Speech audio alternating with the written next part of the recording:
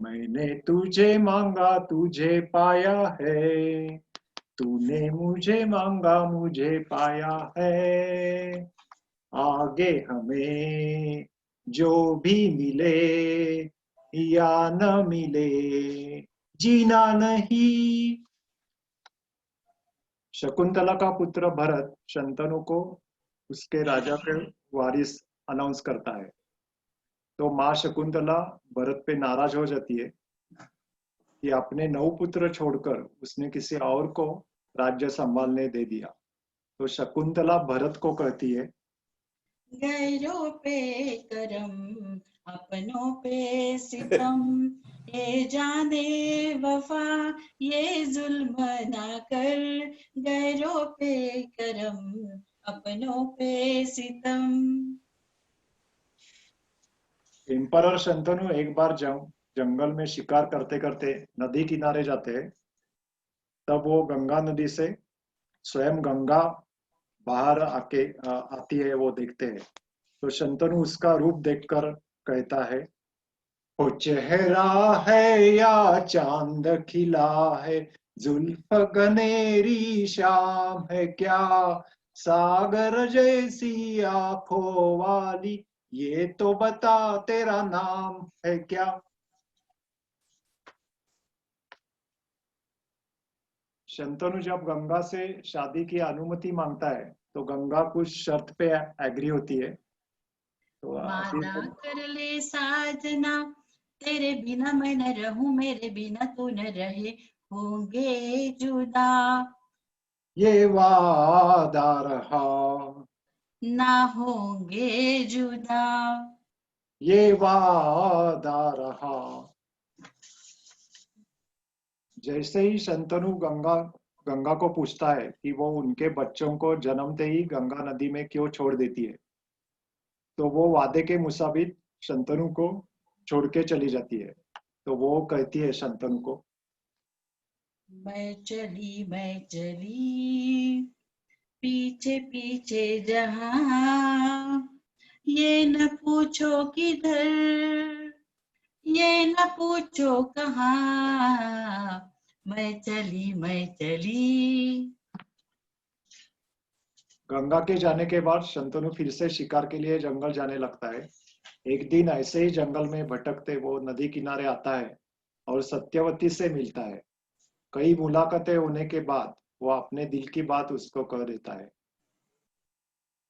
Shantanu to Satyavati, हमें तुमसे प्यार कितना ये हम नहीं जानते, मगर जी नहीं सकते तुम्हारे बिना,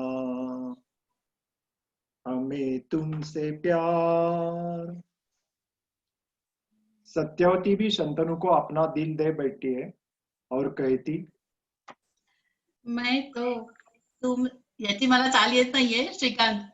हाँ, मैं तो तुम संग नैन मिला के हार हार गई गे- सजना, हार गई सजना। Thanks Vaishali. Now this is the last incident. अपने पिता शंतनु के लिए जब भीष्म शपथ लेते हैं कि वो कभी शादी नहीं करेंगे, तो शंतनु को भीष्म के ऊपर गर्व होता है।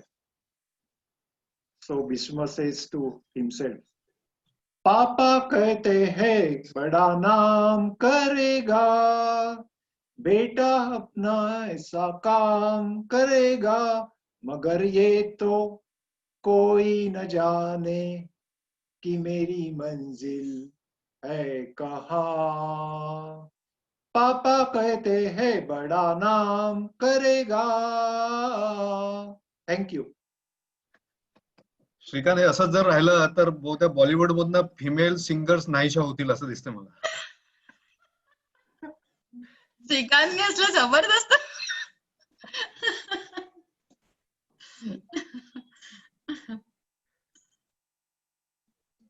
व्हेरी गुड, मस्त, वेल डन.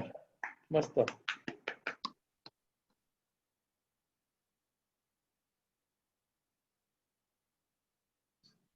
श्रीकांत. हा आता चीफ गेस्ट आले असतील ना, तर आपण सुरू हो, लॉग इन झालंय.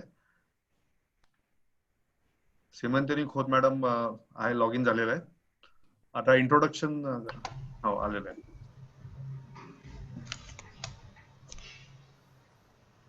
मॅडम तुमचा परत आवाज येत नाहीये.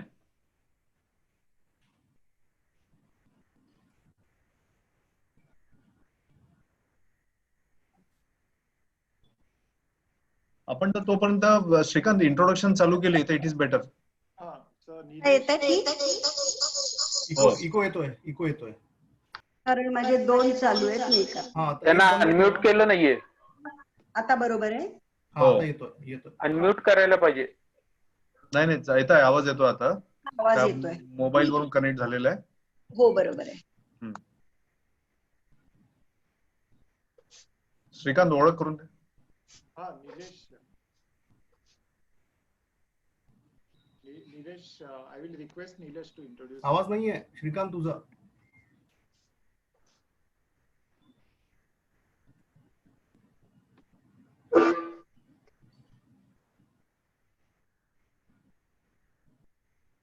निलेश ओळख करून देतोस ना? हो हो. तर मी ओळख करून देतोय सीमंतनी खोत मॅडमची. Farmer by choice, sustainable development professional, gender integration in agriculture value chain, rural livelihoods and community based institution.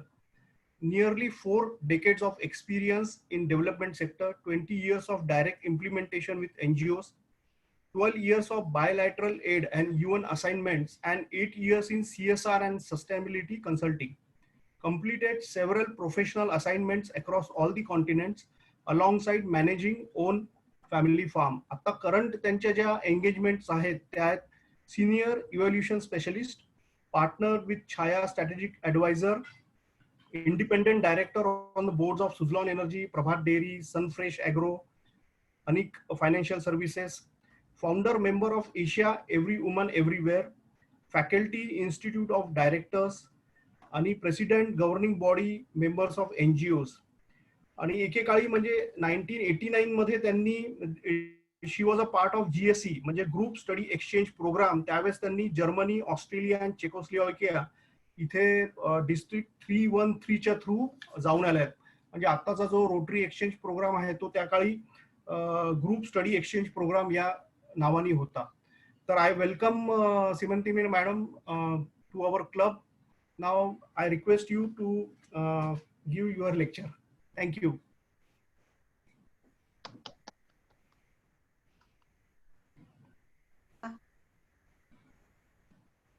Over to you, Seema madam. Seema ताई तुमचा हे म्यूट. हा ठीक आता होईल. ओके. सर्वांना नमस्कार. आणि खरं म्हणजे I am very pleasantly surprise to see the kind of Rotary that I experienced in last almost an hour I should say. एकेकाळी माझा आणि रोटरीचा खूप संबंध होता. मी मेंबर कधीच नव्हते, पण मी कमीत कमी 3 गव्हर्नर्सच्या समूह ऑफिसमध्ये किंवा ऑफिसच्या शेजारी काम करत असे. त्याच्यामुळे मला 35 सालापूर्वीची रोटरी माहिती आहे, जेव्हा ती खूपच जास्त फॉर्मल होती. मला असं वाटतं की खूप एलिटिस्ट किंवा खूप शोवेनिस्ट होती त्या मानाने. आणि फेलोशिप वगैरे असायचं, भयंकर शांतता असायची. ऍव्हरेज एज पण मला वाटतं की आता मी बघितलं त्याच्यापेक्षा 10-20 वर्षांनी जास्त होतं. त्याच काळात मी ग्रुप स्टडी एक्सचेंज प्रोग्रामवर गेले आणि त्याच्यामुळे त्याच्यानंतरच्या 10 वर्ष खूप रोटरी क्लब्स मध्ये जाणं बोलणं असा मला अनुभव आला.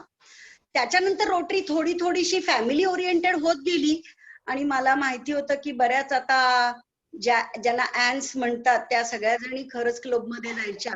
आणि नंतर एक 10 वर्षापूर्वी खूप प्लेझंट सरप्राईज म्हणजे पुण्यातल्या सगळ्या रोटरी क्लबच्या प्रेसिडेंट या एकदा महिला होत्या आणि त्यावेळेसही मी 1-2 ठिकाणी गेले. त्यानंतर मात्र मला आत्ताच आठवलं की मी 10 वर्षात कुठल्याच रोटरी क्लबमध्ये गेले नाही. आणि त्यामुळे मला कदाचित आजचं सगळं तुमचं खूप इन्फॉर्मल इंटरॅक्शन, त्याच्यामध्ये सहकुटुंब लोकांनी छान असं शेजारी बसून कनेक्ट होणं, हे माझ्यासाठी एका नवीन रोटरीचं दर्शन आहे. I am automatically going in Marathi because I saw a whole lot of conversation in fact is in Marathi, त्याच्यामुळे छान वाटतंय. मला दुसरंही जाणवलं की तुमचा जो शाळेचा बद्दलचा तुम्ही व्हिडिओ प्रेझेंट केला, बऱ्याच वेळेला आजकाल अनेक शाळांमध्ये काय हॅपी स्कूल्स म्हणून म्हणा, किंवा काही शाळांमध्ये लॅब्स देणं, काही युरिनल्सच्या निमित्ताने खूप काम केलेलं मी बघितलं. आणि त्याच्यामुळे रोटरीचा सगळा खूप चॅरिटेबल असा जो डेव्हलपमेंट वर्क होतो किंवा चॅरिटी जी होती ती आता खूपशी प्रोफेशनल डेव्हलपमेंट मध्ये कन्व्हर्ट व्हायला लागली आहे. त्याचा मला आज परत एकदा साक्षात्कार झाला आणि खूप छान वाटलं. खरं म्हणजे रोटरीचे काही जसं सतीश खाडे आहेत, कुमार शिंगारे आहेत, डॉक्टर गुणे आहेत, किंवा अशा अनेक लोकांची आम्ही बाहेर रोटरीच्या ही अनेक वेळा इंटरॅक्शन्स होतात आणि विंडोमधनं रोटरीचं काम दिसतं. पण आज पर्सनली अनुभवलं आणि त्याच्यामुळे खूप छान वाटतंय. आज तुमच्याशी सगळ्यांशी गप्पा मारायला म्हणून मी आलेली आहे, कारण ह्याला लेक्चर किंवा थॉट्स काय म्हणणं, ऍड्रेस वगैरे म्हणणं खूप जास्त होईल तुमची इन्फॉर्मल सेटिंग बघता. असं वाटत होतं की मला त्यांनी विचारलं काय विषयावरती बोलाल, आणि मला वाटलं की इंडिपेंडन्स डे उद्या आहे, त्या निमित्ताने सगळ्यांना एकतर हॅपी इंडिपेंडन्स डे. या निमित्ताने थोडासा आपण खरंच भारतीय किती इंडिपेंडंट आहेत याचा थोडासा आढावा घ्यावा, आणि मग आपल्याला काय करता येईल याच्याबद्दल याचाही थोडा एकत्रित विचार करावा, थोडासा प्रश्नोत्तरांनाही वेळ राहावा, असं म्हणून मी 15-20 मिनिटं, कारण आपण उशिरा सुरू करतोय, ऑलरेडी 8 वाजत आले, तर मी काही मांडणी करते. माझ्या मनातले विचार आहेत हे. मी या विषयावरती काही तज्ज्ञ नाहीये, पण तुमच्यासारखीच एक संवेदनशील सिटीजन म्हणून आपल्या देशाची सध्याची परिस्थिती बघता आणि पुढच्या सगळ्या संधी बघता काय वाटतं ह्याचा थोडा उहापोह करते. थोडंसं त्याच्यातलं बरंच रिपिटिशन असेल, जे आधी काही लोक बोलले असतील, तुमच्या सगळ्या मनातले विचार आहेत त्याच्यामुळे कदाचित ते फक्त एको करतील. आपण इंडिपेंडन्स डे असं म्हणतो, ब्रिटिशांच्याकडनं सुटका मिळाली म्हणून, पण आपण जवळजवळ सगळेच या ग्रुपमधले आजचे दिसतोय की आपण इंडिपेंडन्सच्या नंतरच जन्माला आलेलो आहोत. आणि त्याच्यामुळे त्या दृष्टीने आपल्याला हा फक्त शब्द आहे. डिपेंडन्स ब्रिटिशांवर म्हणजे काय होता याचा फक्त पुस्तकी आपल्याला अनुभव आहे. प्रत्यक्षामध्ये आपण काही अशा प्रकारचा भारत की जिथे गुलामगिरीत होता असा बघितलेला नाहीये कोणी, आणि त्याच्यामुळे इंडिपेंडन्स हा आपण गृहीत धरलाय. कदाचित आपण हा प्रश्न विचारत नाही की खरंच आपण इंडिपेंडंट आहोत का. इंडिपेंडंट म्हणजे मला एक 2-3 टर्म्स त्याच्याशी रिलेटेड वाटतात. एक म्हणजे ऑफकोर्स सॉव्हरेनिटी, ज्याला स्वायत्तता म्हणता येईल, स्वातंत्र्य म्हणजे फ्रीडम, आणि डिपेंडंटच्या विरुद्ध म्हणून म्हणजे आत्मनिर्भर किंवा स्वयंपूर्ण. आत्मनिर्भर मुद्दाम म्हणते कारण त्याची सध्या लाट आहे, तो शब्द वारंवार वापरला जातोय. आणि म्हणून आपण किती स्वायत्त, किती स्वतंत्र, किती आत्मनिर्भर आहोत याचा जर आपण थोडासा आढावा घ्यायचा म्हटला तर बरेच प्रश्नचिन्ह उभे राहतात. म्हणजे मी निगेटिव्ह आहे असं नाही अजिबात. आपण जर स्वायत्तता म्हणून जर बघितलं तर आपल्याला कधी पूर्वी नव्हते इतके आता टेरिटोरियल इश्यूज आहेत. स्वायत्तता म्हणजे आपल्या देशाचं जेवढं काही क्षेत्र आहे त्या संबंधीचे निर्णय घेता येणं, त्याच्यावरती ज्याला गव्हर्नन्स म्हणतो तो करता येणं, तिथली मालमत्ता, तिथलं उत्पन्न, तिथले गुड्स अँड सर्व्हिसेस, तिथले लोक यांच्या हिताचे निर्णय स्वतः घेता येणं.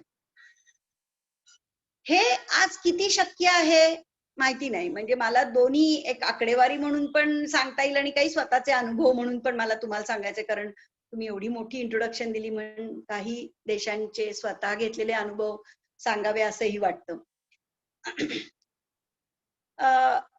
आज आपली जी बॉर्डर डिस्प्यूट्स आहेत, आपली साधारण 7,200 वगैरे, आणि भारताची ज्याला लँड बॉर्डर आहे ती म्हणता येईल, आणि साधारण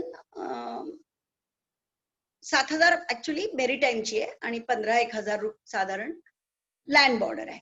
याच्यातली 1/3पेक्षा जास्त बॉर्डर ही आज डिस्प्युटेड आहे. भूतान आणि श्रीलंका यांच्याबरोबर आपण आपले बॉर्डर इश्यूज सेटल केलेले आहेत, परंतु इतर विशेषतः चायना, पाकिस्तान, काही प्रमाणात आता नवीन नेपाळ आणि थोडंसं तैवान सुद्धा, यांच्याबरोबर आपले जे प्रचंड डिस्प्यूट सध्या चालू आहेत. आता आपण गलवान व्हॅलीतले इन्सिडेंट्स बघितला, अक्साई चीन किंवा पीओके हे केवळ आपल्या ताब्यात ठेवण्यासाठी आणि सुटल्यानंतर सुद्धा नवीन बॉर्डरला रक्षण करण्यासाठी आपण जी प्रचंड मोठ्या प्रमाणावरती किंमत मोजतोय त्याची, ती म्हणजे आपल्या भारताच्या संपूर्ण रुरल डेव्हलपमेंट, जो 70% भाग आहे, 70% पॉप्युलेशन ज्याचे, त्याच्यासाठी लागणारा पैसा हा केवळ 2 छोट्या भागांसाठी, तो छोट्या रिजनसाठी आपल्याला रक्षणासाठी खर्च करायला लागतो. याला स्वायत्तता म्हणायचं का? किंवा चायनाचा जो आता पाकिस्तान इकॉनॉमिक कॉरिडॉर आहे किंवा बेल्ट अँड रोडचा जो इनिशिएटिव्ह आहे, हे सगळे बघता, किंवा काराकोरमचा त्याच्या आधी झालेला नॅशनल हायवे आहे, हे इतर देशांनी केलेल्या गोष्टींचा आपल्या स्वायत्ततेवरती इतका मोठा प्रभाव आहे किंवा परिणाम आहे की त्याला आज आपण स्वायत्त आहे असं म्हणण्यावरती खूप मोठं प्रश्नचिन्ह येतं. ती स्वायत्तता पार्शली सुद्धा टिकवण्यासाठी आपल्याला खूप कष्ट पडतायत. याच्यामध्ये मला खूप पूर्वी आम्ही एक बॉर्डरलेस वर्ल्ड फाउंडेशन म्हणून संस्था आहे, कदाचित आपण कोणी लोकांनी ऐकली असेल. यंदाच रोटरीनी त्यांना एक मोठा अवॉर्ड अधिक कदमला दिलेला आहे. आणि त्याच्या सुरुवातीच्या कामामध्ये मी बॉर्डरवरती जेव्हा आम्ही कामं करत होतो तेव्हा अशी घरं बघितलेली आहेत की अक्षरशः निम्म घर भारतामध्ये आणि निम्म पाकिस्तानामध्ये असतं. आपल्या घरातल्या मंडळींना कित्येक वर्ष, म्हणजे जन्मानंतर मुलांनी वडिलांना बघितलेलं नसतं, कारण ते त्या भागात गेलेले असतात. अरुणाचलमध्ये लोक चायनामधनं इतके येत जात असतात, हे आम्ही प्रत्यक्ष बघितलेलं आहे की आपल्याला आपला देश कुणाला म्हणायचं का आपल्या देशात असलेल्या माणसांना आपण आपले भारतीय म्हणायचं, असा प्रश्न पडावा. या लोकांना आपलं म्हणलं तर त्यांना सामावून घेण्याचा जो मोठा प्रश्न आहे, किंवा त्यांना तुम्ही इथे राहू नका म्हणलं तर काय होईल, याचाही अनुभव आपण नुकताच गेल्या वर्षभरात करोना आल्यामुळे हे सगळं जरा प्रकरण थोडंसं शांत झालंय पण बघितलंय. त्यामुळे आपला जो भूभाग आहे तो किंवा त्यावर राहणारी माणसं, या दोन्हींनाही सांभाळणं हेच इतक्या मोठ्या जिकिरीचं आणि आपल्या बजेटवरती लायबिलिटीचं काम आहे. यासाठी लागणारी जी डिफेन्स इक्विपमेंट्स आहेत ती आपण खूप मोठ्या प्रमाणावरती इतर देशांवर अवलंबून आहोत. आपली जगातली 4 नंबरची सर्वात मोठी संख्येने मिलिटरी आहे. This is of course only next to 3 other countries which are in size bigger than us, like China and USA or Russia.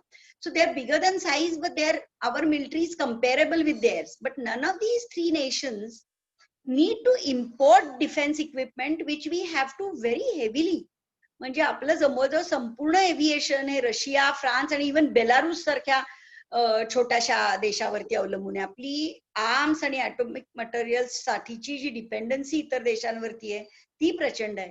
ती सोडता ज्या सेपरेटिस्ट मुवमेंट्स आहेत आपल्या देशामध्ये, म्हणजे बाहेरची बॉर्डर करणं सोडा, आतनच ज्या मुवमेंट्स आहेत त्यांना शांत बसवण्यासाठी बॉर्डर सिक्युरिटी फोर्स असेल किंवा सीआरपीएफ असेल, यांना दरवर्षी जितके लोक गमवावे लागतात त्याच्या 10 पटीने नवीन लोक आत येत राहतात, अशी आपली परिस्थिती आहे. त्याच्यामुळे इंडिपेंडन्स म्हणजे स्वायत्तता किंवा सॉव्हरेनिटी म्हटलं तर आपल्याला हे काही मुद्दे जे त्याच्यातले आहेत ते बघता येईल. आपण जर स्वातंत्र्य असा इंडिपेंडन्सचा अर्थ घेतला तर खरंच किती फ्रीडम आहे. आपल्या कॉन्स्टिट्यूशननी आपल्याला जे म्हटलं की आपल्या मनात आलेलं बोलण्याचा, वावरण्याचा, आपल्याला पाहिजे तो उद्योग किंवा व्यवसाय करण्याचा, कमावण्याचा, जगण्याचा हा जो अधिकार आपल्याला फंडामेंटल राईट्स म्हणून दिलेला आहे, तो जोपर्यंत कोणाच्या डोळ्यावर येत नाही तोपर्यंत असू शकतो. अन्यथा आपण काय बोलतो याची भीती बाळगायला जी लागते, म्हणजे एखाद्या IAS ऑफिसरला केवळ त्याच्या मुलीला रेप थ्रेट्स येतात म्हणून ट्विटर अकाउंट बंद करायला लागतं, किंवा 35 कोटी बँकेमध्ये बॅलन्स असणाऱ्या एका सेलिब्रिटीला त्याचा मृत्यू झाल्यानंतर घरातले लोक FIR दर्ज करून घेऊ शकत नाही, कित्येक मुलं हॉस्पिटल्समध्ये ऑक्सिजन शिवाय किंवा चांगल्या मेडिकल सेवेशिवाय मृत्युमुखी पडतायत. महिलांना घराबाहेर पडताना इतकी भीती वाटते. म्हणजे या सगळ्या ह्याच्यामध्ये आता परवाच आलं होतं की प्रतिदिन 90 ते 110 रेप होत आहेत. म्हणजे 90 रिपोर्टेड रेप आहेत. मालन्यूट्रिशन इतकं जास्त आहे की दर 4थी बाई ही 5 पेक्षा कमी अनिमियाची आहे. आरोग्यात असेल, शिक्षणामध्ये असेल, साध्या लिटरसी मध्ये असेल, पॉलिटिकल रिप्रेझेंटेशन मध्ये असेल, स्त्रिया आणि पुरुष यांच्यामध्ये एवढी तफावत आहे की 129 देशांमध्ये जेव्हा लिंगभेदाचा इंडेक्स काढतात तेव्हा या 129 देशामध्ये आपला नंबर वरून 95वा खाली आहे. आजही फिमेल इन्फंटिसाइड्स होत आहेत. आपल्या देशामध्ये जगातले 1/3 पेक्षा जास्त युथ आहेत, परंतु अनएम्प्लॉयमेंट देखील युथ मध्ये ही आपल्याकडे सर्वात जास्त आहे. कोणाला तरी मत द्या असं सांगितलं म्हणून मतदान आम्ही करतो असे सांगणारे जवळजवळ 75 ते 80% आहेत, असं एका रिसेंट सर्व्हे मध्ये होतं. म्हणजे ज्या प्रकारची कॉन्स्टिट्यूशन आणि ज्या प्रकारचं स्वातंत्र्य अपेक्षित आहे त्यापैकी किती आहे हे या आकड्यांवरून कळतं. तक्रार नाही, परंतु ही वस्तुस्थिती आहे आणि ही आपल्याला बदलायची आहे. म्हणजे खरं इंडिपेंडन्स घ्यायचं असेल तर या सगळ्यांना आपल्याला उत्तरं शोधावी लागतील. स्वयंपूर्णता जर आपण बघितलं, म्हणजे इंडिपेंडन्स म्हणजे कुणावर अवलंबून न राहणं, त्याचा एक इंडिकेटर म्हणजे इम्पोर्ट एक्सपोर्ट असू शकतो. आज भारत जवळजवळ 6000 कमोडिटीज 140 देशांमधनं मागवतो. याची $1 बिलियन मध्ये किंमत ही 600 वगैरे आहे. इम्पोर्ट हा त्या मानाने एक्झॅक्टली आपला दुप्पट आहे. सॉरी, एक्सपोर्ट जो आहे हा त्याच्या निम्मा आहे. म्हणजे इम्पोर्ट एक्सपोर्ट बघितलं आपण जितकं एक्सपोर्ट करतो त्याच्या जवळजवळ दुप्पट हे आपण इम्पोर्ट करतोय. आणि हे इम्पोर्ट सुद्धा आपण कुणाकडनं करतोय तर पाकिस्तान, चायना, USA हे मला वाटतं की टॉप 3 त्याच्यामधल्या कंट्रीज असतील. काय काय आपण इम्पोर्ट करतो तर अगदी फ्युएल सुद्धा आपण करतो. म्हणजे कोणीतरी मध्यंतरी लिहिलं की सकाळी दात घासायला देखील भारत इतका पैसा परदेशी लोकांना देतो, कारण आपण बऱ्याचशा कॉस्मेटिक्स साठी लागणाऱ्या किंवा इवन ज्या फार्मा कंपनीज आहेत त्यांचे जे ज्याला काय म्हणतात बेसिक ड्रग्ज त्याच्यामधले आहेत, म्हणजे इन्क्लुडिंग समथिंग लाईक पॅरासिटामॉल, हे आपण बाहेरनं इम्पोर्ट करतोय. पाकिस्तान देखील आपल्याला फळं, सिमेंट आजच्या म्हणजे 1919चा जो आकडा आहे तर $112 मिलियन चे फ्रुट्स, $78 मिलियन चे सिमेंट, काही फर्टिलायझर, लेदर असे प्रॉडक्ट्स आपल्याकडे आजही आपण पाकिस्तानामधनं येतो. म्हणजे एवढा आपला एक्सचेकर हा पाकिस्तानला जातोय. इंडिया आणि चायनाच्या ट्रेड बद्दल तर जितकं बोलेल तितकं कमी आहे. त्यांची संपूर्ण सप्लाय चेन ही, अर्थात त्यांच्या सगळ्या एक्सपोर्टच्या आपण फक्त 9% आहोत, पण आपल्या सगळ्या इम्पोर्टच्या मानाने ते 27% आहेत. म्हणजे त्यांचा जर इंडियातला इम्पोर्ट थांबला तर फारसा फरक पडत नाही. अर्थात हा सर्व उहापोह आपण सगळेजण गेले काही दिवसात ऐकताय, त्याच्यामुळे मी खूप मोठ्या आकड्यांमध्ये जाऊ इच्छित नाही. पण एक पॉइंट नक्कीच आहे की स्वयंपूर्णता बघितली तर आपली ही आज खूप एक चिंताजनक बाब आहे. आपला म्हणजे ज्याला म्हणतात की 12 आण्याचं 8 आणे इन्कम आणि 12 आणे एक्सपेंडिचर अशा पद्धतीची आपली आता परिस्थिती आहे. म्हणजे त्याच्यामध्ये बरेच आकडे सांगता येतील, पण मी त्याच्यामध्ये जात नाही.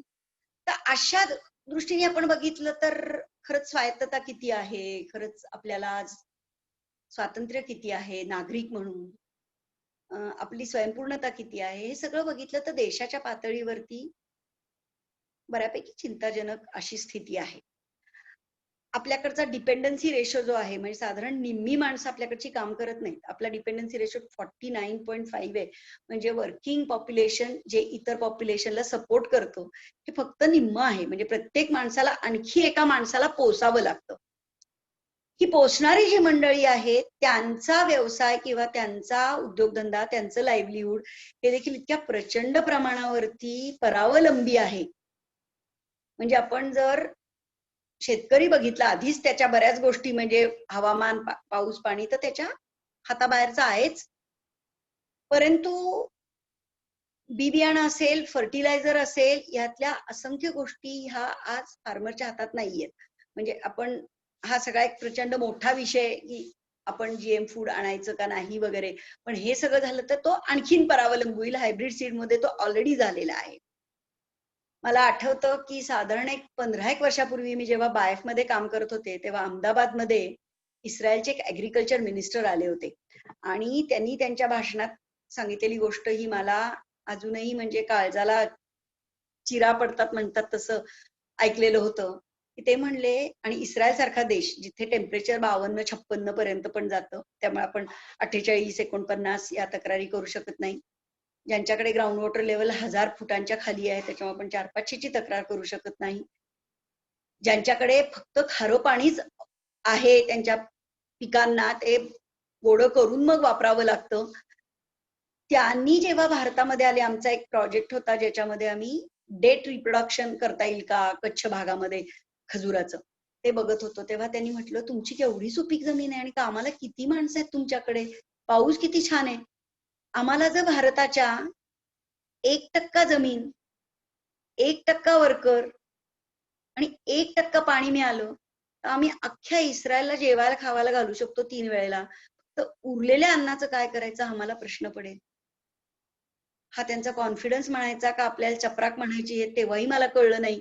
परंतु खरंच शेती हावडा एकच विषय घेतला, अर्थात तो माझ्या खूपच जिव्हाळ्याचा आहे.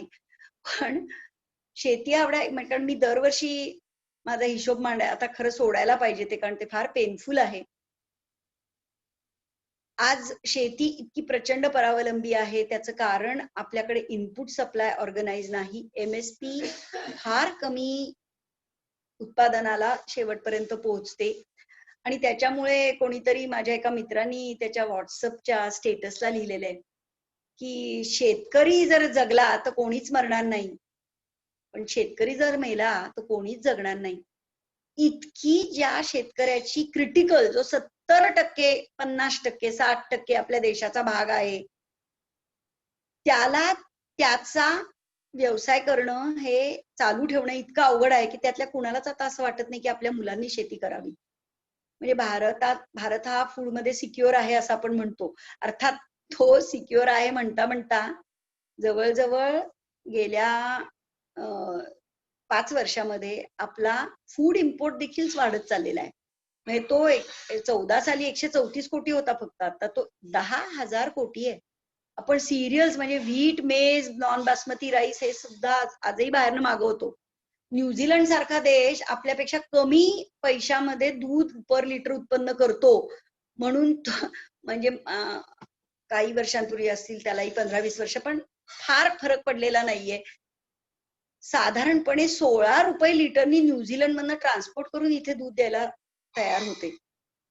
28-30 रुपये मिळावे दुधासाठी म्हणून रस्त्यावरती दूध ओतणारे शेतकरी जर खरंच इथे 16 लिटर दूध अशाच पद्धतीने इम्पोर्ट व्हायला लागलं तर काय होईल याची आपण कल्पना करू शकणार नाही. म्हणजे इथला माणूस तर मरेलच, पण आपला किती पैसा परत आणखीन बाहेर जाईल आणि बाहेरचा किती कमी कमी आपल्याकडे येतोय हे सगळं बघता मला असं वाटतं की या इंडिपेंडन्स डेला आपण सगळ्यांनी खूप विचार करायची गरज. कालच मोदींचं भाषण ऐकलं, ते जे काय पेनलेस, सीमलेस, फेसलेस आयकर प्लॅटफॉर्मच्या संबंधी, की आत्मचिंतन केल्याशिवाय आत्मनिर्भर होणं अवघड आहे. कारण आत्मनिर्भर मध्ये आज फक्त मेक इन इंडियाचं नाव घेतलं जातं. म्हणजे 3 गोष्टी आहेत बेसिकली, की आपण अजून जास्त एक्सपोर्ट कसं करू शकू आणि इम्पोर्टला सबस्टिट्यूट कसं करू शकू. चायना आणि US सोडून बाकीचे काही इम्पोर्ट वॉलेट्स आपण टॅप करू शकतो का, एक्सपोर्ट सॉरी, म्हणजे आपण अजून काही इतर काही देशांना देऊ शकतो का, मॅन्युफॅक्चरिंग इन हाऊस करू शकतो का, अनेक गोष्टी त्याच्यामध्ये आहेत. पण या गोष्टी सोडून देखील अनेक गोष्टींचा आत्मचिंतन करायला लागल्यानंतर विचार करणं आपल्याला भाग पडेल. आणि हे सांगत असताना मी जे काही आजूबाजूच्या देशांमध्ये बघते त्याच्यामधनं आपल्याला किती मोठे लेसन्स आहेत. म्हणजे ही सगळी जी काही यादी सांगितली ही काही खूप अवघड आहे असं नाही, याही पेक्षा प्रचंड अवघड परिस्थिती, खूप याच्यापेक्षा वाईट रँकिंग असताना काही छोट्या छोट्या देशांना, म्हणजे अनेक वाटतं की आपला एवढासा देश आहे, आपला लँडलॉक नाहीये, पण बऱ्याच बाजूनी आपल्या शेजारी आपले शत्रू आहेत, तर आपलं कसं होणार. मी गेल्या मी आल्या आल्या तिकडनं सतीश वजे होते, मी त्यांना रुवांडाबद्दल सांगितलं. मी इतकी इम्प्रेस होऊन आले होते रुवांडामधनं, कारण मी रुवांडामध्ये 35 वर्षापूर्वी गेले होते, म्हणजे 94च्या जेनोसाईडच्या आधी गेले होते. हा देश आजूबाजूच्या अत्यंत मागास अशा आफ्रिकन देशांमधला एक, की जो प्रिडॉमिनंटली ॲग्रेरियन होता. 71 लाख असलेलं त्यांचं पॉप्युलेशन 1994ला जो जेनोसाईड झाला त्याच्यामध्ये जवळजवळ 20% पॉप्युलेशन एकमेकांना त्यांनी मारून संपवलं. मी सर्वांना तुम्हाला विनंती करीन की अवश्य रुवांडा थोडस बघा, कारण आपण फार कमी बघतो इतक्या दूरच्या देशांच्याकडे, परंतु तिथल्या तुत्सी आणि हुतू या 2 ट्राईब मध्ये झालेल्या लढाईमध्ये त्यांचा देश जवळजवळ संपुष्टात, म्हणजे त्यांनी साधन संपत्तीचा तर बेचिराग केली, परंतु सगळ्यात म्हणजे एकमेकांना मारलं. 20% पॉप्युलेशन त्यांचं जळून संपलं, बरेच जण पळून गेले. हे सोडता त्यांनी एक प्रचंड म्हणजे जाणवतं तिथं गेल्यानंतर की 20-25 वर्षाची मुलं ही त्याच्यावरची म्हातारी किंवा लहान दिसतात. त्याचं कारण प्रेग्नंट असलेल्या सगळ्या बायकांनाही त्यांनी मारून संपवलं होतं. म्हणजे दुसऱ्या ट्राईबची एखादी प्रेग्नंट बाई दिसली तर तिला मारून संपवलं तर पुढच्या अनेक पिढ्यांना आपल्याला लढावं लागणार नाही असं धरून, म्हणजे ज्या देशांची आधीच वाईट परिस्थिती होती, प्रचंड गरिबी होती, तिथे लोकसंख्या आणि नैसर्गिक साधन संपत्तीची बेचिराग केल्यानंतर, एक तर 62 साली आपल्या नंतर त्यांना इंडिपेंडन्स मिळाला, त्याआधी त्यांच्यावरती बेल्जियमनी, फ्रान्सनी अनेक लोकांनी राज्य केली, आणि त्यावेळेस त्यांची लिटरसी ही 22% होती फक्त. त्यांच्याकडे स्वतःची भाषाही कोणी बोलत नव्हतं. किगाली त्यांची भाषा, त्यांना स्वाहिली सुद्धा फारच क्वचित यायची. फ्रेंच येणाऱ्या 6% माणसांना फक्त सरकारमध्ये घ्यायचे. तर अशा रीतीने हा संपूर्ण संपलेला जवळजवळ देश 1994ला मला 2017ला पुन्हा व्हिजिट करता आला, आणि मी जे बघितलं ते ऐकून, हे जे सगळे इंडियाचे इंडिपेंडन्सचे आकडे बघितले की असं वाटतं की ज्या एवढ्याशा देशांनी त्यांच्याकडे काही जवळजवळ नसताना पुन्हा अशी निर्मिती केलेली आहे. To cut the very long story short, आज ह्युमन डेव्हलपमेंट इंडेक्स मध्ये ते आपल्या वर आहेत. पॉवर्टी अजूनही तिथे आहे, परंतु ज्याला जेंडर पॅरिटी मी मगाशी सांगितलं की आपला 95वा नंबर आहे. आईसलँड नंबर 1ला आहे, डेन्मार्क आहे, नॉर्वे आहे, आणि तुम्हाला आश्चर्य वाटेल 5 नंबरला रुवांडा आहे, की जिथे स्त्री आणि पुरुषांच्या शिक्षणामध्ये, आरोग्यामध्ये, नोकरीच्या संधीमध्ये, कलांमध्ये, इन्व्हेस्टमेंटमध्ये, प्रॉपर्टीमध्ये फारच कमी फरक उरलाय. त्यांच्याकडचे रस्ते, त्यांच्या म्हणजे आपण अनेक फोटो मिळाले मला, कुठल्या तरी युरोपातल्या देशासारखं वाटतं तिथे. त्यांच्या देशामध्ये ते मोटरसायकल टॅक्सी चालवतात, तर म्हणजे पाठीमागे बसून कुठेही सोडता येतं. 1000 टेकड्यांचा देश म्हणून त्याला म्हणजे किगाली या शब्दाचा अर्थ काहीतरी 1000 टेकड्या असा होतो. टेकड्यांचा देश आहे त्यांचा सगळा.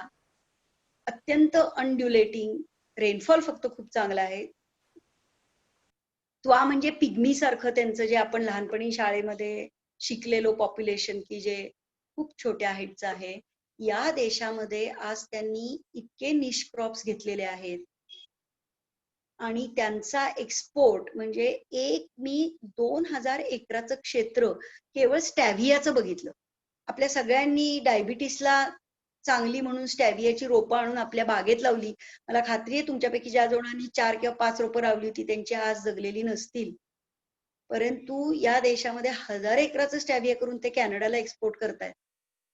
त्यांच्या देशांची फळं इतकी सुंदर आहेत, म्हणजे शाळेमध्ये आज मिड डे मील म्हणून फळं देतात फक्त. त्यांना विचारलं का आता कशाला जळण वाया घालवायचं, शिवाय न्यूट्रिशन वाढेल. आज त्या देशाचा ॲनिमिया हा त्यांनी संपुष्टात आणण्यासाठी जो ड्राईव्ह केलेला आहे तो बघून 10च्या 10 बोटं तोंडात घालावीशी वाटतात. त्या देशातली एकंदरीत शिस्त म्हणजे जवळजवळ प्रत्येक सरकारी ऑफिसामध्ये करप्शनच्या अगेन्स्ट मोठाले बोर्ड लावलेले आहेत. आणि जर कोणी करप्शन केलंय असं तुम्ही व्हिडिओ टेप करून जरी पाठवलं फक्त, तरी त्याची चौकशी सोडा. त्यांनी सांगितलं की असं आल्यानंतर पहिल्यांदा आम्ही त्यांना स्टेप आउट करतो आणि त्याच्यानंतर चौकशी सुरू करतो. अनेक गोष्टी सांगता येतील रुवांडा सारख्या अगदी छोट्या देशाचा, की मी सांगितलेले मगाचे स्वायत्ततेचे, स्वयंपूर्णतेचे, स्वातंत्र्याचे सर्व आकडे फिक्के वाटतील भारताचे आजचे. अशी परिस्थिती ज्या 94 साली होती, जेव्हा मीडिया नव्हतं, जेव्हा आजच्या सारखी कनेक्टिव्हिटी नव्हती, तेव्हा एखादा छोटासा देश हे शक्य करू शकतो. अगदी आपल्या शेजारचा रुवांडा कदाचित आपल्यापैकी कमी जणांनी ऐकला बघितला असेल. मला असं वाटतं की पुण्यामधनं गेल्या काही वर्षामध्ये, म्हणजे निदान माझ्या नातेवाईक आणि मित्रमंडळांमध्ये, भूतानला वेकेशनला जाण्याचं खूप मोठं प्रमाण आहे आता. म्हणजे माझे जे ट्रॅव्हल्स मधले मित्रमैत्रिणी आहेत ते मला नेहमी सांगतात. मी भूतानमध्ये 2 मोठे प्रोजेक्ट केलेले आहेत पाठीमागे. बायोडायव्हर्सिटी मॅपिंगचा तर त्यांचा एक्सरसाइज होता प्रचंड मोठा, की आपल्याकडे किती बायोडायव्हर्सिटी आहे, ती कशी टिकवली पाहिजे, त्यावरती जे आम्ही खूप 96-97 ला एक काम केलेलं होतं. आणि BDI, ज्याला बायोडायव्हर्सिटी इंटिग्रेटेड रिपोर्ट म्हणतात, तो भारताचा 2-3 वेळा बदलला, पण त्यांनी केलेला जगातला सर्वात चांगला रिपोर्ट आहे असं म्हणतात.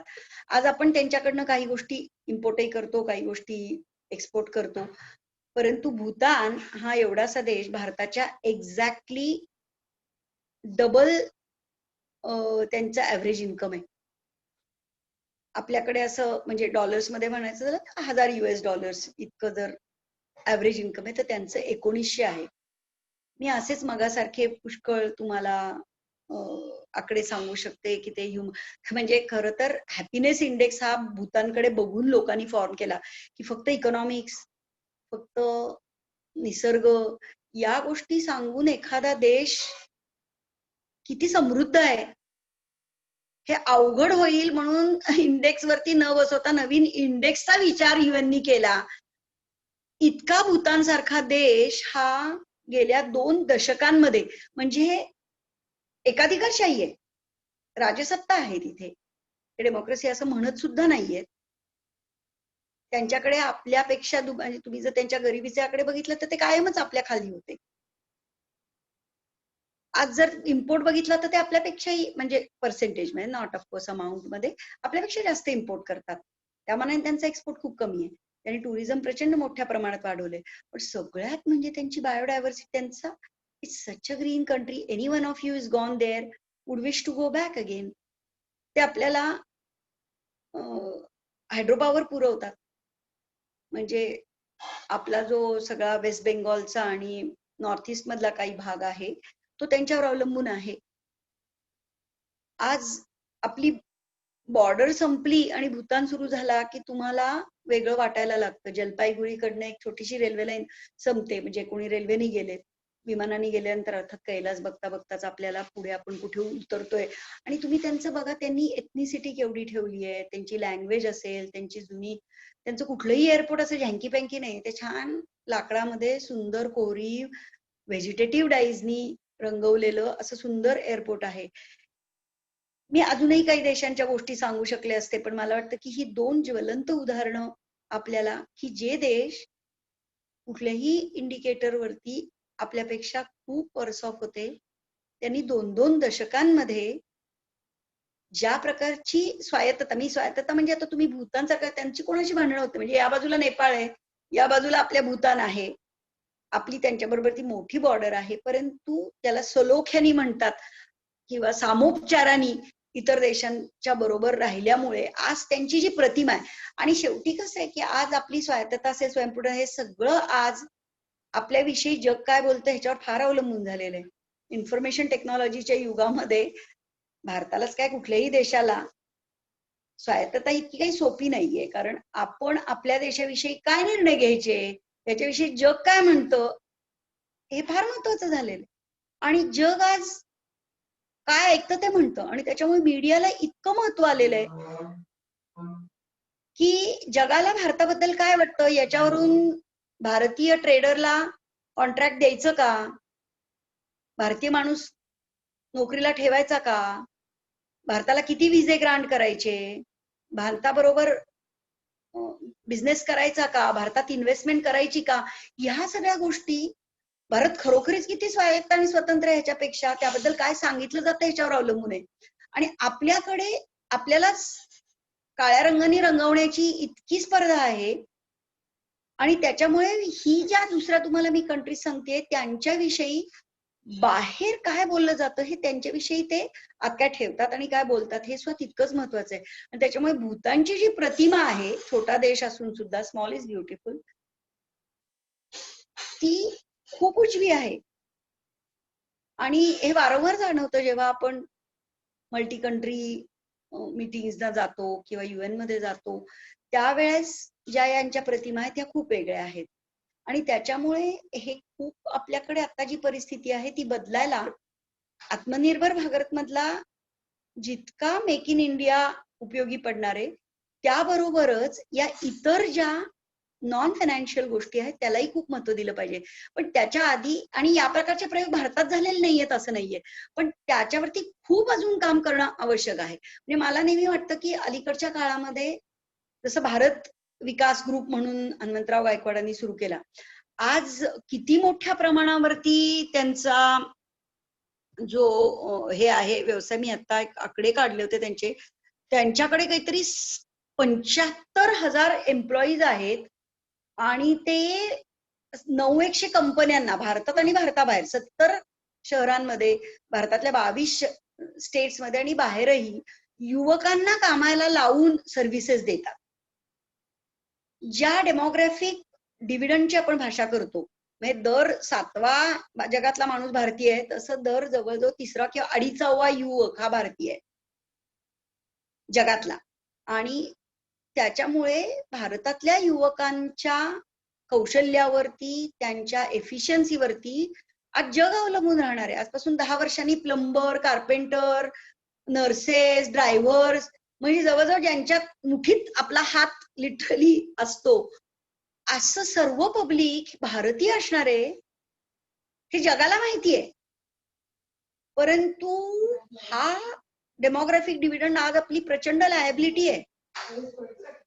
आज रस्त्यावरती केवळ उभा राहणारे, दंगल करणारे, आमच्या बचत गटाच्या बायकांना मी नेहमी विचारते की इतके कष्ट करून त्या पैसे जमवतात, तुम्हाला बायकांनो, आणि आज तुम्ही बचत गटांबद्दल ऐकलंच असेल, सेल्फ हेल्प ग्रुप, आज नाबार्ड सारखी किंवा इव्हन आपल्या दरवर्षीच्या बजेटमध्ये ज्यांना लेंडिंग करण्याचे आकडे हे आवर्जून मांडले जातात, 15-15, 20-20 हजार कोटी रुपये ज्या मायक्रो फायनान्स मधनं महिलांना मिळतात, ज्या असेटलेस आहेत, ज्यांच्याकडे जमिनी नाहीत, अशा महिला 99.7% रिपेमेंट परत करत आहेत.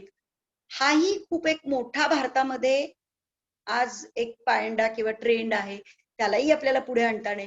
परंतु त्यांना जेव्हा मी विचारते की तुमची सगळ्यात मोठी काळजी कुठली आहे, तेव्हा म्हणतात आमची मुलंही आमची काळजी आहेत.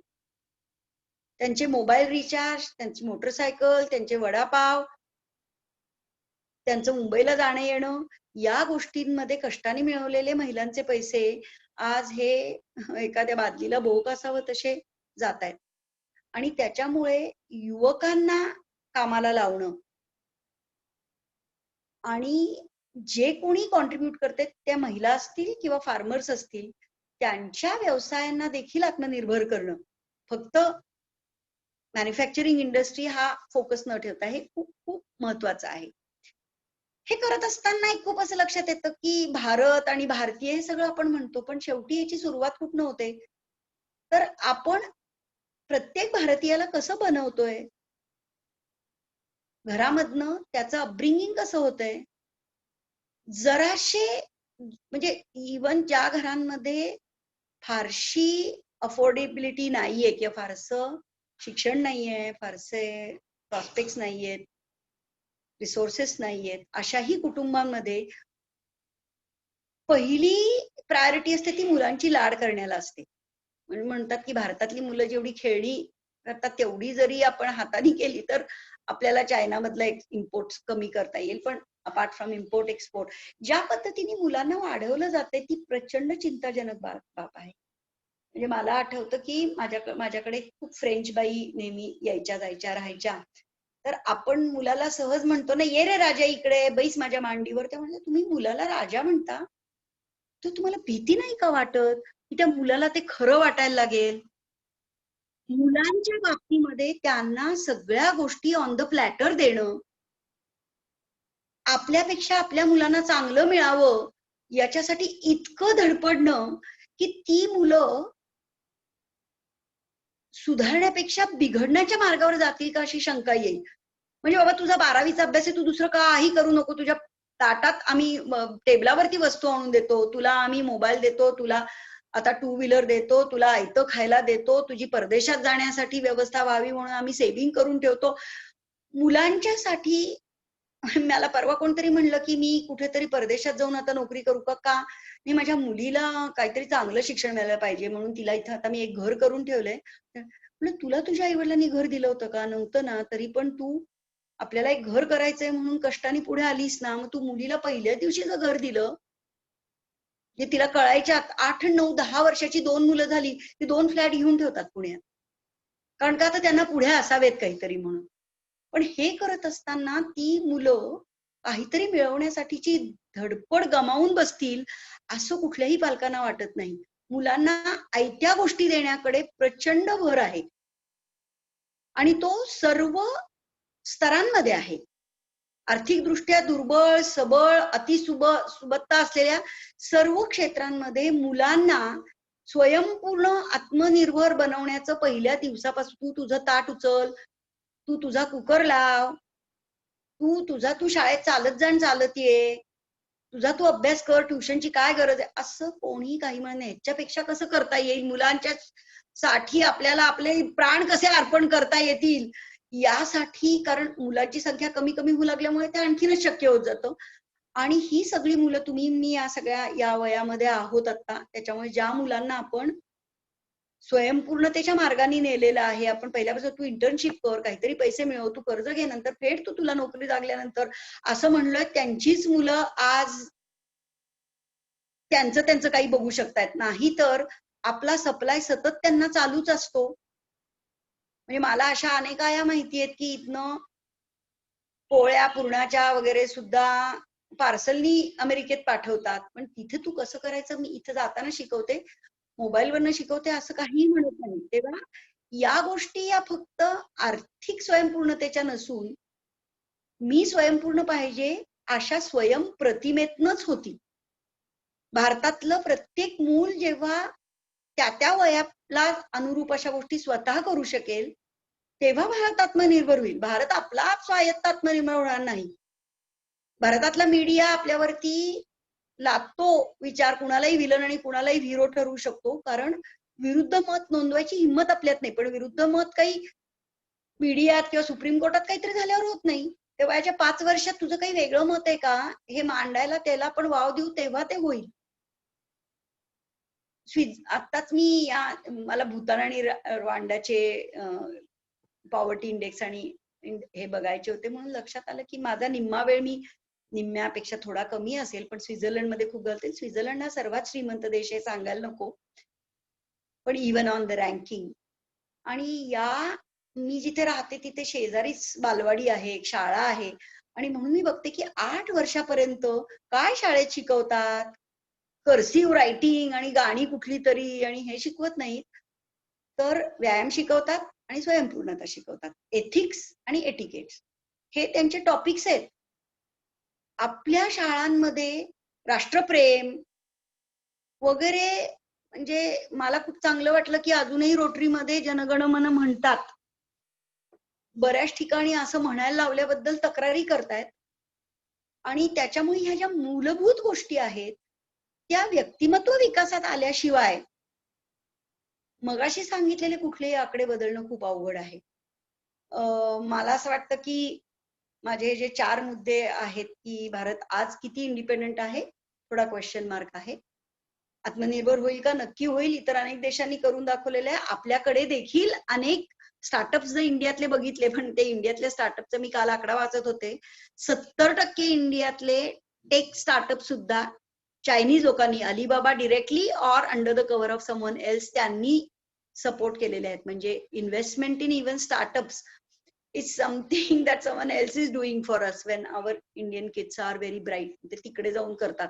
ब्रेन ड्रेन वगैरे या सगळ्याविषयी मी बोलत नाहीये. त्याच्यामुळे आजच्या भारताच्या इंडिपेंडन्स दिवशी आपल्याला आत्मचिंतन अंतर्मुख होणं आवश्यक आहे. आपल्याकडे खूप चांगल्या गोष्टी आहेत. आपल्याकडे जसं म्हटलं की डेमोग्राफिक डिव्हिडंड आपल्याला मिळू शकतो. त्याचे काही प्रयोगही हनुमंतराव गायकवाडांसारखे आहेत. अनेकही इतर सांगता येईल. आपण रोटरीतनं जे करताय ते सेल्फ हेल्पच आहे. म्हणजे we are trying to fill the gaps.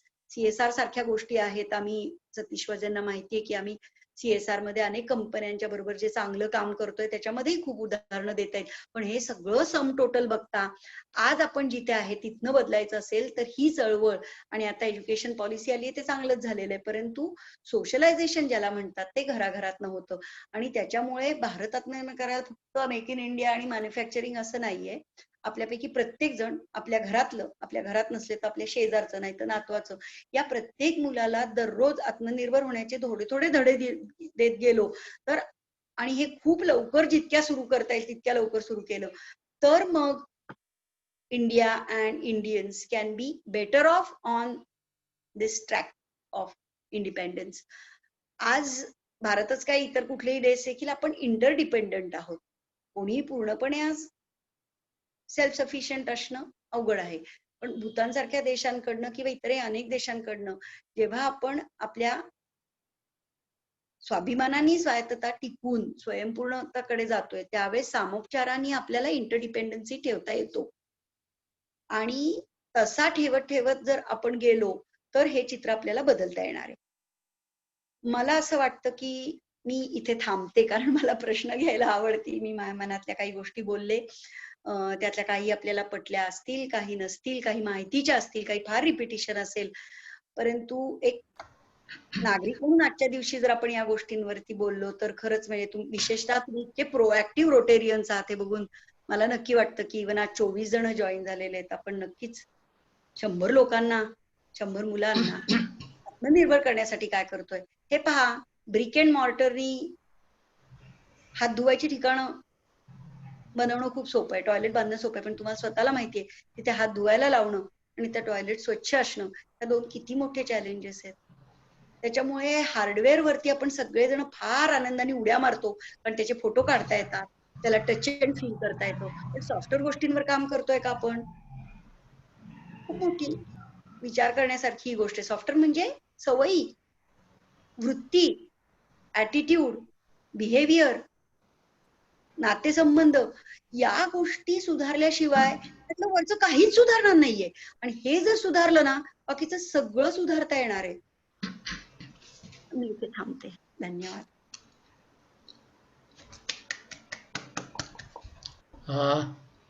मी एक प्रश्न विचारू का?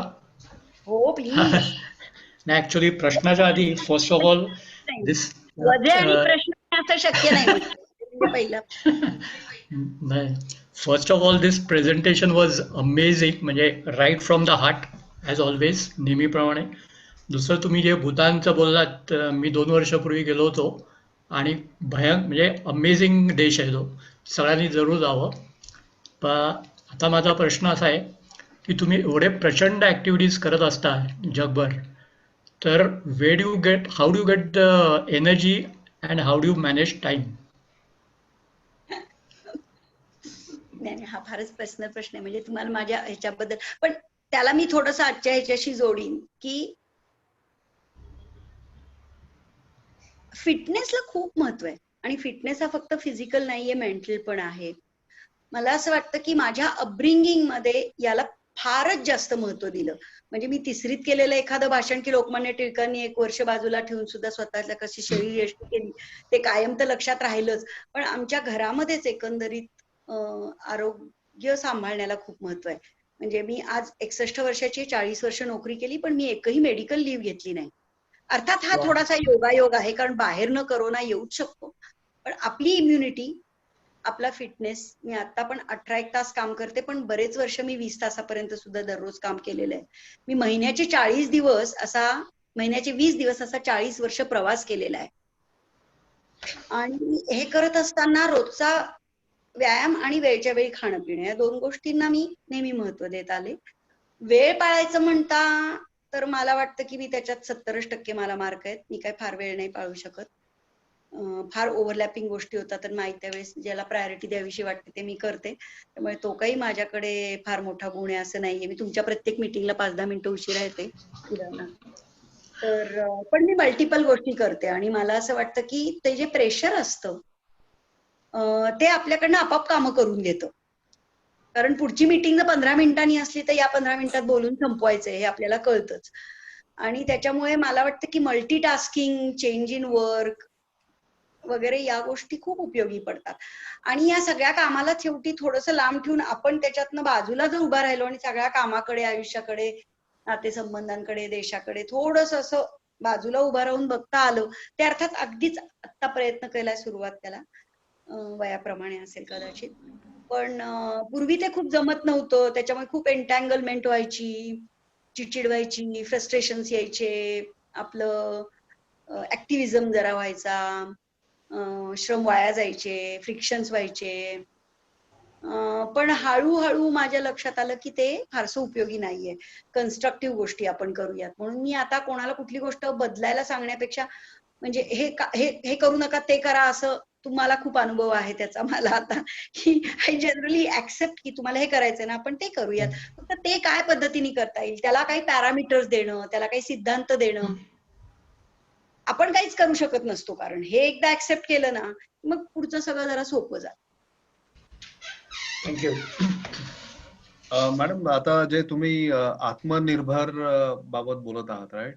आता हा आत्मनिर्भर शब्द हा जो काही निघाला आहे हा इतक्यात निघालेला आहे. पण तसं जर पाहिलं तर आपला भारत देश हा मागच्या काही वर्षांपासून परावलंबीच राहिलेला आहे.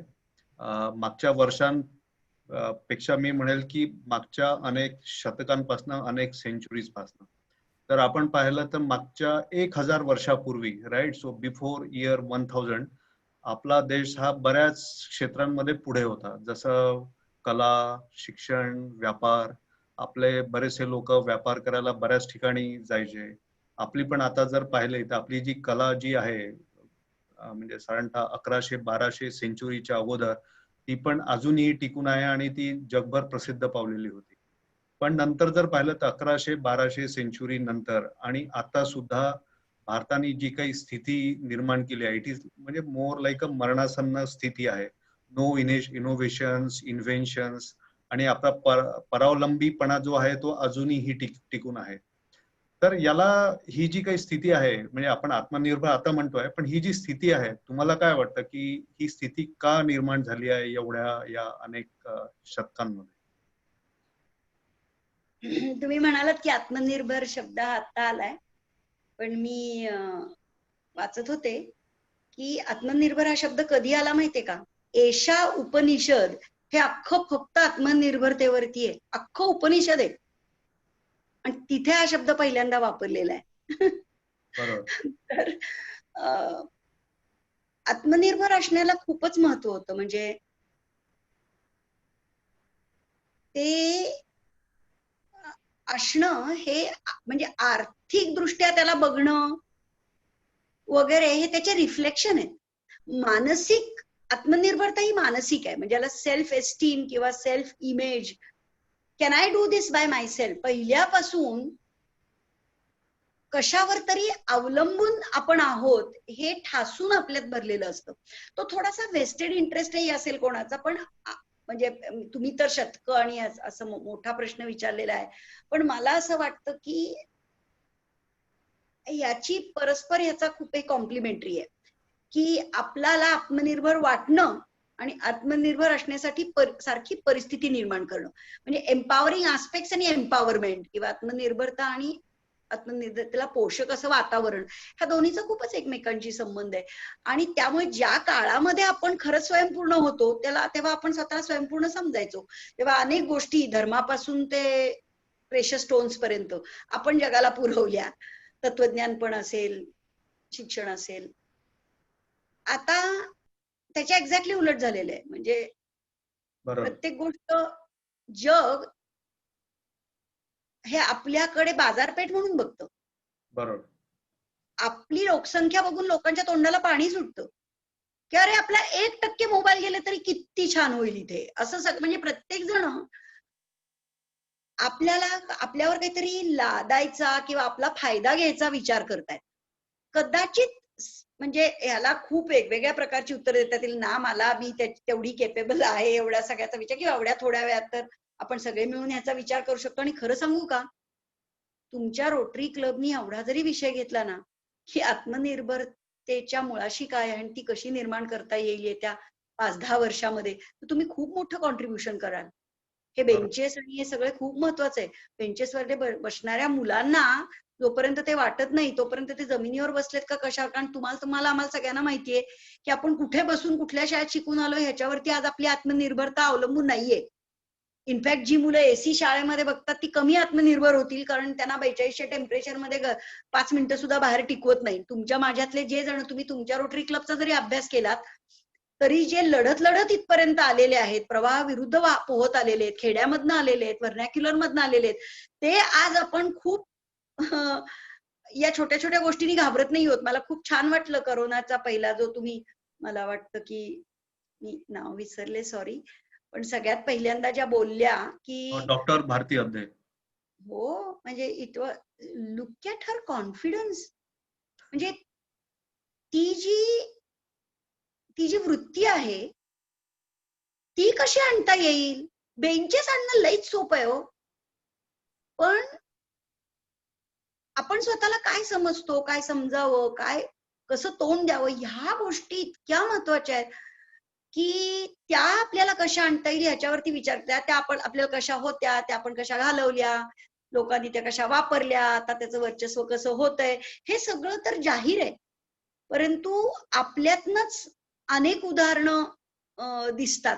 म्हणजे मी त्या रवांडामधली तुम्हाला आता एक गोष्ट सांगते. तिथे मी विचारलं की काय रे बाबा, इथे सर्वात चांगली शेती कुठली? तर म्हणलं शेती फक्त भारतीय लोकच चांगले करतात. म्हणलं काय सांगता? हो म्हणे. म्हणलं इथला सगळ्यात चांगला शेतकरी कोण आहे? ते सांगितलं रामलाल चौधरी. कोण? म्हणलं देता का त्याच्याकडे? हो, त्याची 630 एकर शेती आहे म्हणे आणि फार सुंदर त्याची बाग आहे. मी गेले, तो उत्तर प्रदेशातनं सहारनपूर वरनं भयंकर काहीतरी प्रकारानंतर तो तिकडे पोहोचला होता आणि गेली 30 एक वर्ष तो तिथे, जेनोसाइड मध्येही तो तिथे होता. त्यांनी अनेक लोकांना वाचवलं आणि आज तो उत्तम शेती करतोय. आज मोझाम्बिक मध्ये असेल, अजून इव्हन इथिओपिया सारख्या ठिकाणी असेल, कॅनडा असेल आणि इटलीमध्ये असेल, आम्ही उत्तम शेती करतो असं वाटणारे आज तिथं जाऊन तो शेती करतायत. आणि आम्हाला काय होतं, सबसिडी गेली ना, आता काय फर्टिलायझर वरती काही सबसिडी नाही, आम्हाला कोणी आता MSP देत नाही म्हणून रडणारे मरणारे लोन घेणारे फार्मर इथे आहेत. त्याच्यामुळे हे सगळं मला असं वाटतं की स्वयंप्रतिमेवरती, आणि स्वयंप्रतिमा वयाच्या 5 वर्षाच्या आतच ठरते. तुम्ही त्याला काय म्हणता, म्हणून ते मी मुद्दाम उदाहरण दिलं की मला त्या फ्रेंच बाई म्हणायच्या की मुलाला वयाच्या 1 किंवा दुसऱ्या वर्षी राजा किंवा राणी म्हणून तुम्ही त्याला किती बिघडवताय. तर आपण आपल्या मुलांना वाढवत असताना ही स्वयंपूर्णता सर्वात मोठा व्हर्च्यू आहे असं वाढवणं, आणि तो जो गेलेला आहे तो कसा गेला त्याचाही अभ्यास करणं. पण मला असं वाटतं सध्याच्या काळात जर बघितलं तर भारताला सगळेजण बाजारपेठ म्हणून बघतात आणि म्हणून आपल्या इम्पोर्ट एक्सपोर्ट रेशो हा इतका स्क्यूड आहे. अन्यथा आपण मागवलेल्या गोष्टी या आपण बनवतो त्यापेक्षा निकृष्ट आहेत. आपण ज्या निर्यात करतोय त्या गोष्टी आपल्याला त्याच इथं मिळतात त्याच्यापेक्षा चांगल्या आहेत. म्हणजे माझा मुलगा स्वित्झर्लंड मध्ये राहून बारामतीचे आपल्याला मिळतात त्यापेक्षा चांगले आंबे खातो. आणि त्याच्यामुळे असं आहे की आपण दुसऱ्याला देताना चांगले, तो घेताना मात्र आपण वाईट सुद्धा स्वीकारतो. या आपल्या काय क्षमाशीलता म्हणायची त्याला, का टॉलरन्स म्हणायचा, का काय म्हणायचं मला माहिती नाही, पण तू या सगळ्याच्या पाठीमागची जी मनोवृत्ती आहे तीच मला सगळ्यात महत्वाची वाटते. कदाचित माझं मोठं उत्तर असेल आणि पूर्णही नसेल, आपण नंतर बोलू पण अवश्य याबद्दल. हो, जरूर. कोणाला काही प्रश्न विचारायचे आहे किंवा काही ओपिनियन द्यायचे आहे? चॅटमध्ये बऱ्याच लोकांनी ओपिनियन दिलेले आहे, त्यामुळे ओपिनियन म्हणजे मला थोडं बोलायचं आता. मी पण बरेच देश हिंडलो, तर मला जो महत्वाचा फरक जो जाणवला आपला देश आणि बाकीचे देश, की त्या देशांमध्ये मी जेव्हा गेलो तेव्हा मे आय हेल्प यू या वाक्याने त्यांची सुरुवात होते आणि आपल्याकडे प्लीज हेल्प मी या वाक्यापासून सुरुवात होते. हा जो मोठा फरक आहे तो जोपर्यंत जात नाही, म्हणजे तुम्ही म्हणाल तसं आपली लहान मुलं, म्हणजे मी लहान असं मला आठवतंय की आई मला म्हणायची पहिले ताटं घे मग जेवायला मिळेल. आता माझी मुलगी मला म्हणते बाबा ताट घे मला जेवायचंय. ऑर्डर केलं की नाही काही, आज काय ऑर्डर केलंस? आज काय मला हे घरातलं आवडत नाही, आता मी बाहेरनं मागवते. मी लहान असताना मी जर विचारलं मला बाहेरनं काय मागवायचं खायला, खानावळ काय घरामध्ये घरी खायला मिळत नाही का? करेक्ट. म्हणून आपण आपल्याच घरात आपण आत्मनिर्भरता 3 पिढ्यांमध्ये किती घालवून बसलो बघा. फारच म्हणजे आता शून्य राहिली. आणि म्हणून मला वाटतं की ही ज्या सवयी आहेत ना, सवयी आणि वागणूक, वृत्ती ही बदलणं, मला वाटतं की रस्ते बांधणं, शाळा बांधणं, टॉयलेट बांधणं ही कामं सरकारवर सोडा. आपण त्यांना भरपूर हे देतोय, आयकर देतोय, आपण टॅक्स भरतोय. त्यांना आपण इतका 33% टॅक्स दिल्यानंतर जर जमत नसेल तर आपण आपल्या तुटपुंज्या गोष्टीतनं काय करणार आहोत? आपण त्यांना बेजबाबदार बनवतोय. त्याच्यामुळे ज्यांची जबाबदारी आहे त्यांच्या पारड्यात ती टाकणं आणि त्यांची जी कामं नाहीयेत, म्हणजे वळण लावण्याची, संस्कार करण्याची, ही आपली कामं आहेत. आणि ती आपण केलो नाही तर आपण तुमच्या आजोबांपासून तुमच्यापर्यंत, तुमच्या नातवंडांपर्यंत जितके असे बिघडत गेलो तितके परत आणण्यासाठी आपल्याला मदत करायला लागेल. आणि हे तुम्ही जे म्हणला कामावरनं, तेच वस्तू वापरण्यावरनं असेल. किती पटकन वस्तू टाकून देतात. पूर्वी त्याच वस्तूच्या किती वस्तू पुढे बनवत राहायचे. अनेक गोष्टी सांगतायत. मला असं वाटतं माझा मेसेज रोटरीला एवढाच आहे की can we do more fundamental things. बरोबर. That's correct. Good madam. सगळं ऐकून फार भीती वाटायला लागली. नाही, पण हे बघा ना, पण एका दृष्टीने बघता हे आपल्या किती हातातलं आहे. कारण हे सोपं आणि स्वस्त आणि बिना पैशाचं आहे. तुम्ही आता जी कामं करताय किंवा ज्याला आपण विकास म्हणतो ती सगळी खर्चिक कामं करतोय आपण.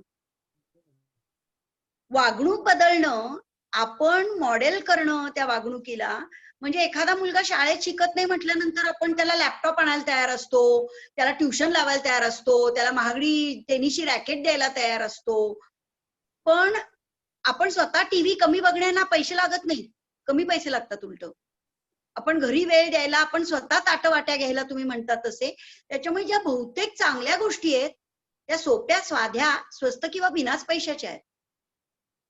पण आपल्याला अवघड दिसणाऱ्या आणि खर्चिक गोष्टी करण्यात आनंद वाटतोय.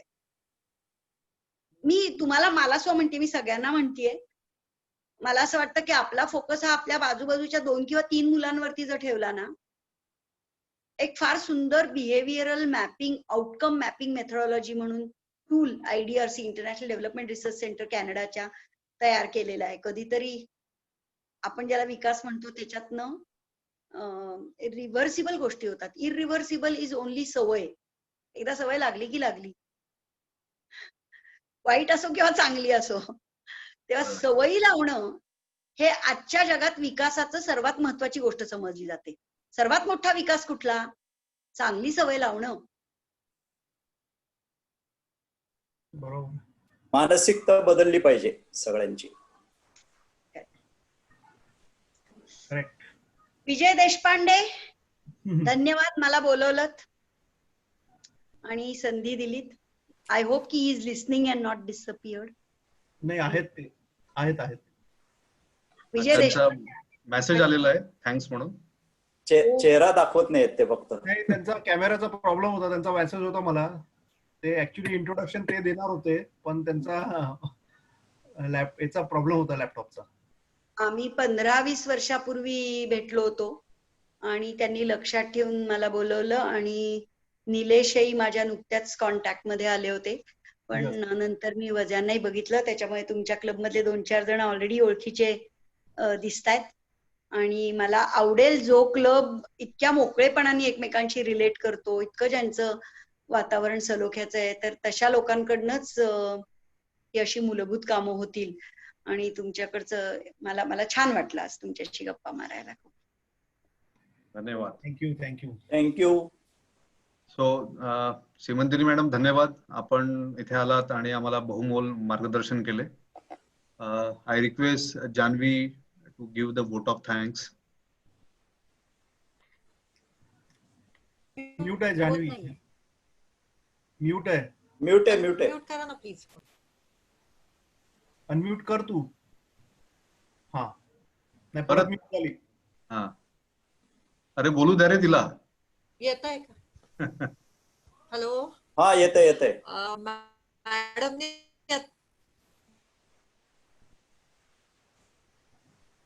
अरे कुठे गेली? डिस्कनेक्ट झाली. तर बरेच आपल्याला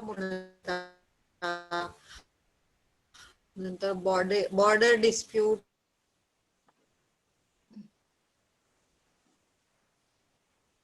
नाही, Hello? आय थिंक हो. हा जान्हवी तू डिस्कनेक्ट होत आहे आवाज मध्ये. येतोय? हो, येतोय. Hello? नाही, मध्ये मध्ये जातोय. नेट नेट प्रॉब्लेम आहे.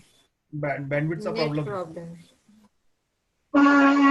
एनिवे मॅडम, धन्यवाद. ओके, मी तुम्ही- व्हिडिओ हा, तुझा व्हिडिओ ऑफच आहे, पण तू तरी डिस्कनेक्ट आता होतो. येतोय आवाज? हा, थोडा आवाज येतोय आता? बोलत राहा. हा, मॅडमनी आपल्याला आता बरंच आत्मनिर्भर भारत, स्वायत्तता, स्वयंपूर्णता, बॉर्डर डिस्प्यूट, आत्मचिंतन अशा खूप मोठ्या मोठ्या शब्दांमध्ये आपल्याला खूप सांगितलं. ऍक्च्युली स्वातंत्र्य म्हणजे इंडिपेंडन्स हे आपल्या स्वतःच्या घरातनं आपण चालू करायला पाहिजे, की प्रत्येकाला आपापले निर्णय स्वतः घ्यायला दिले पाहिजेत किंवा निर्णय घेण्याची क्षमता तरी दिली पाहिजे मुलांकडे. तर हे बेसिक जरी आपण पाहिलं, आणि आता आपल्याकडे करोनामुळे बऱ्यापैकी सगळ्या लोकांना इंडिपेंडंट बनवलेलं आहे ते सगळ्यांना. सो अजून थोडीशी जरा बाकीच्यांना पण मदत करा आणि इंडिपेंडंट बनवण्यासाठी त्यांना उद्युक्त करा, असं माझं बेसिक सांगणं आहे. मॅडमना मी आपल्या क्लबतर्फे आश्वासन देते की थोडा काहीतरी खारीचा वाटा आमच्या क्लबतर्फे निश्चित उचलला जाईल, की आपण आत्मनिर्भर भारत बनवण्यासाठी आपल्याकडनं मदत करू शकतो नक्कीच. आणि आपल्या क्लब मध्ये आल्याबद्दल तुमचे मनपूर्वक आभार. Okay madam.